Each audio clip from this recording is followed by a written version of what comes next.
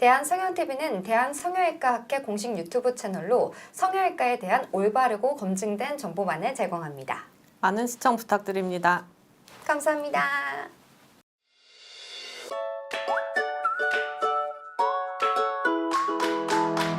여러분 안녕하세요.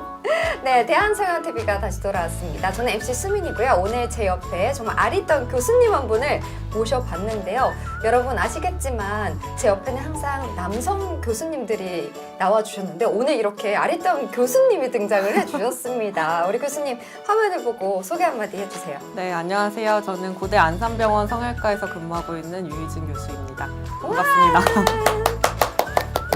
오늘 우리 유희진 교수님 모시고 또 두 경부암 재건 수술에 대해서 알아볼까 하는데요. 교수님 일단은 두 경부암 재건 수술에 앞서서 두 경부암에 대해서 좀 간단하게 설명해 주시면 좋을 것 같습니다. 네, 두경부암이라고 하는 거는 두경이 머리 두에 목경이거든요. 그래서 머리랑 목까지에 들어가는 이제 그 암을 말하고요. 보통 이제 저희가 두경부 외과랑 같이 수술을 많이 하고, 그래서 두경부 외과에서 두경부암 제거 수술을 하고 나면은 저희가 두경부암 재건 수술을 하고 있고요. 두경부암은 사실 굉장히 좀 복잡한 암인데요. 분류를 좀 간략히 그래도 설명을 드리면은 얼굴이랑 목 쪽이 굉장히 복잡한 구조로 되어 있잖아요. 그래서 보통은 그 구조에 따라서 분류를 합니다. 보통은 이제 이 눈 밑에서부터 쇄골까지를 두경부라고 표현을 합니다. 부위별로 보시면은 코랑 코 안쪽에는 비강이라는 공간이 있을 거고요. 그래서 그리고 이제 코 옆에 있는 부비동, 그 축농증이라고 흔히 아는 그 축농증이 차는 그 부비동이 이렇게 있고, 그래서 그 부분에 생기면 뭐 비강암이 생기고 부비동암이 되는 것이고요. 그 다음에 이제 입 안으로 내려오면은 이 부분을 입술도 일부 포함이 되겠고요. 그 다음에 입술 안쪽에 보면 구강이라고 하잖아요. 입 안이라고 하는데 그 안에 보면 혀도 있고요. 그 다음에 입 천장이 있고요. 그다음에 볼 점막이 있습니다. 그래서 그런데 모두 암이 생길 수가 있거든요. 그래서 그런 것들을 다 그 두경부암이라고 얘기를 합니다. 네, 사실 제가 오늘 이 주제를 받고 나서 이제 많이 서칭과 검색을 해봤는데 많이 나오진 않더라고요, 자료가. 네. 그만큼 많은 분들께서 이 두경부암 수술과 두경부암에 대해서 잘 모르실 것 같아요. 그만큼 친숙하지는 않는 두경부암이라고 할 수 있겠는데 두경부암 재건이 필요한 주된 원인이 있다면 어떤 원인이 주로 이를까요? 네, 방금 우리 수민 MC님이 잘 말씀해 주신 것처럼 두경부 쪽은 기능이 이제 있습니다. 저희가 생리적 기능이랑 그다음에 사회적 기능 이렇게 나눌 수가 있는데 생리적 기능은 정말 기본적인 겁니다. 먹고 마시고 그다음에 여기는 공기가 다니는 길이기도 해요. 이제 숨 쉬는 기능까지 아주 기본적인 생리적 기능이 있고 그다음에 이제 사회적 기능은 말하는 겁니다. 네, 말도 하고 표정도 짓잖아요. 그러면서 저희가 어떤 의사 표현을 하는 거고 그리고 이제 어쨌든 저희가 성형외과이기 때문에 두경부에서 제일 중요한 건 얼굴이지 않습니까? 미적인 면도 외모, 암 수술해서 정말 외모가 흉측하게 변하고 나면은 온전한 사회생활을 하기 힘드실 겁니다. 그래서 그런 것까지를 다 감안하는 이제 생리적인 기능, 사회적 기능이 이 두경부의 역할인데 두경부 암 제거 수술로 인해서 이제 그런 기능이 소실이 될 경우에 이제 사회생활이 굉장히 힘들고 그다음에 기본적인 먹고 말하고 뭐 마시고 숨쉬는 기능이 안 된다면 정말 인간으로서의 제대로 된 삶을 영위하기가 힘들 겁니다. 그래서 저희가 그거를 그래도 뭐 100%까지는 좀 어렵겠지만요. 그래도 저희 성형외과 재건을 담당하는 쪽에서 그 기능을 그래도 최대한 재건을 해주는 거를 목표로 하고 있고 그렇기 때문에 환자들한테 꼭 필요한 수술이라고 생각을 합니다. 그래서 오늘 조금 무겁고 어려울 수 있지만 준비를 해봤고 제 전공 분야이기도 해서 준비를 해봤습니다. 너무 감사합니다. 이 세상에 유희진 교수님처럼 계셔주기 때문에 덕분에 저희가 또 오늘 두경부암 재건 수술에 대해서 이렇게 잘 알아볼 수 있을 것 같은데요. 그렇다면 이번에는 이제 두경부암 재건 수술의 과정에 대해서 살펴볼 텐데 사실 이 두경부암 재건 수술 자체만으로도 복잡하기 때문에 과정도 꽤나 복잡할 것 같거든요. 네. 어떤가요?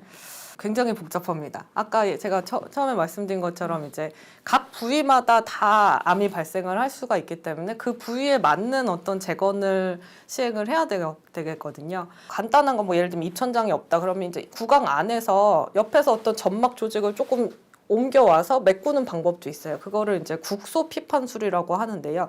그냥 국소, 그 부위 안에서 어떤 살점을 돌린다 해서 국소 피판술이라고 하는데 이제 그런 걸로도 재건이 됩니다. 그런데 이제 그렇게 재건을 할 수 있는 거는 아주 제한적이거든요. 그리고 특히 이제 이 얼굴 쪽 보면은 이렇게 여유 있는 조직이 많지가 않잖아요. 뭐 사실 우리 팔다리는 면적도 넓고 이런 데는 면적이 넓으니까 그 안에서 어떻게 옆에서 조직이 있겠지만 얼굴 쪽은 그렇지가 않기 때문에 결국에는 이제 다른데 몸에 이제 이 부분이 아닌 어디 먼 곳에서 살점을 가지고 와서 걔를 채워주는 그런 작업이 필요합니다. 그거를 이제 저희가 통틀어서 유리피판술이라고 하거든요. 보통은 이제 그 유리피판술은 살점, 그다음에 뭐 필요하면 나중에 뼈가 필요하면 뼈도 가져올 것이고 그렇게 해서 조직을 갖고 와서 여기다가 채워주는데 걔를 그냥 가지고 와서 여기를 채워 넣기만 하면 그 조직이 살지를 못합니다.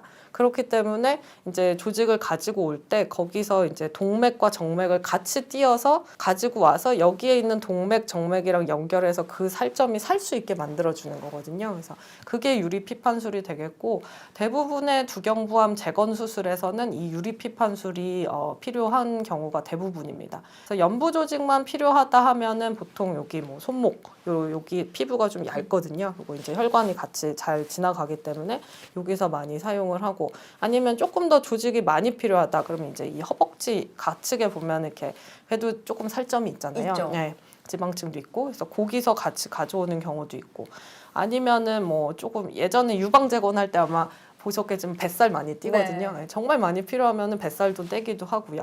아니면 이제 몸에서 저희가 피판을 채취할 수 있는 부위가 여기저기 있는데 그런 데서 이제 채취를 많이 하고 있고 턱뼈가 없어진다거나 아니면 여기에 또 저희 광대뼈 같은 뼈가 있잖아요. 이 부분도 뼈가 없어지거나 하면은 이제 뼈를 또 어디선가 가져와야 됩니다. 그렇죠. 네, 그래서 뼈를 가져오는 데는 조금 놀라실 수도 있지만은 허벅지 말고 정강이 쪽에 종아리 쪽 안쪽에 보면 뼈가 두 개가 들어있거든요. 하나가 경골이고 하나가 비골이라고 하는데 그 중에 그 비골이라고 하는 뼈는 사실 없어도 우리가 걷는데 크게 문제가 없거든요. 그래서 그 비골을 이제 일부 채취를 하고 거기에 같이 피부도 필요하다 그러면 피부까지 붙여가지고 이제 그 역시 동정맥을 같이 동맥과 정맥 같이 데리고 와서 여기 뼈에다가 부족한 부분을 채워 넣어주는 겁니다. 요새 같은 경우는 이제 뼈가 아주 많이 필요하진 않다 그러면은 그 3D 프린팅 개념 들어보셨죠? 그게 그럼요. 그게 의료 쪽에도 많이 이용을 하고 있거든요. 그래서 뼈 대신에 이제 3D 프린팅으로 환자가 없어진 뼈만큼을 이제 딱 맞춤형으로 출력을 해서 뭐 소재는 여러 가지가 있습니다만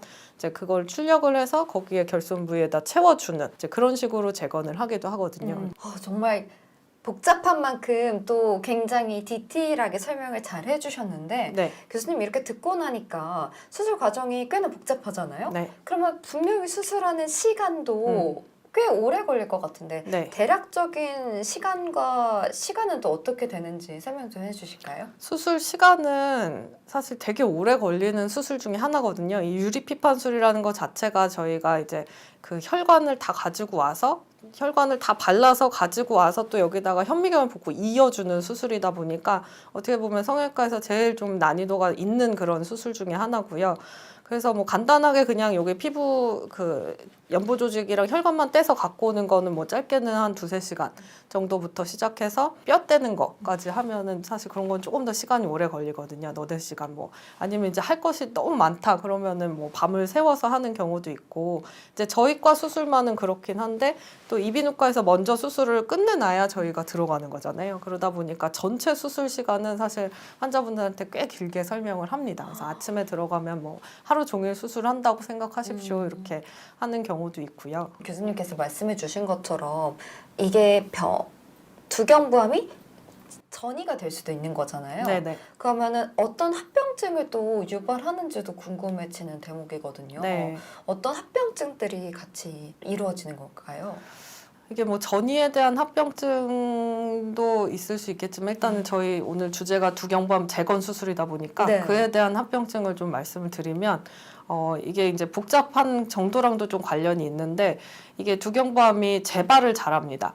그리고 보통은 이비인후과에서 수술을 할 때 이 목에 있는 임파절을 그 임파절 수술도 같이 한다는 얘기 많이 들어보셨을 거예요. 네. 암 수술이랑은 항상 임파절이 이렇게 짝꿍처럼 붙어 다니잖아요. 그래서 이비인후과에서 이렇게 경부 곽청술이라고 하는데요. 거기에 이제 임파절을 다 긁어내는 겁니다. 임파절 전이가 있는지. 그래서 그런 수술을 이제 많이 하고 있고 그다음에 이제 이 두경부암이 그래도 수술만큼이나 아무튼 효과적인 게 방사선 치료거든요. 그래서 방사선 치료를 많이들 시행을 하고 있는데 뭐 재발을 했다거나 아니면 경부곽청술을 이전에 받았다거나 그랬는데 이전에 수술했는데 또 재발했거나 아니면 이전에 뭐 방사선 수술 치료를 받았다거나 아니면 수술 전에도 방사선을 쪼이기도 하거든요. 그래서 이력이 있는 사람이 만약에 수술을 또 한다 그러면 이제 가장 큰 문제로 발생할 수 있는 게 저희가 혈관을 갖다 이어야 되는데 목에 혈관이 없습니다. 네. 그러면은 없는 혈관을 이제 늘상 쓰는 혈관이 아니라 어려운 데서 혈관을 찾아내야 되거든요. 그러다 보니까 수술이 길어지는 경우도 있고 이제 아무래도 혈류가 좀 제대로 원활하게 흐르지 않을 경우에는 이제 최악의 경우는 저희가 살점을 갖다 붙였는데 그 살점이 살지 못하고 그냥 죽어버리는 괴사라는 거라고 하는데요. 이제 그런 게 제일 무서운 어떻게 보면 저희 입장에선 가장 무서운 합병증일 수가 있고요. 그 다음에 이제 이게 그다음에 뭐 목구멍을 넘어가서 뭐 음식물도 지나다니고 그런 침도 계속 나오고 이제 그런 부위잖아요. 그러다 보니까 만약에 잘 꼬맸는데 꼬맨 데가 잘 안 아문다. 네. 그러면은 거기서 뭐 음식물이 샌다거나, 네, 뭐 침이 막 줄줄 샌다거나 이제 그런 종류의 합병증이 사실 다른 부위에는 없는 거잖아요. 뭐 침이 새는 문제는. 근데 이제 그런 합병증이 좀 생길 수가 있다는 게 어려운 점이고 환자분들도 많이 고생하는 그런 부분인 것 같습니다. 이 두경부암 재건 수술의 그런 회복 기간에 대해서도 아마 많은 분들이 궁금해하실 텐데요. 네. 이 수술이 워낙에 복잡하다 보니까 회복하는 기간도 제 생각에는 길 것 같거든요. 네. 어느 정도 걸릴까요?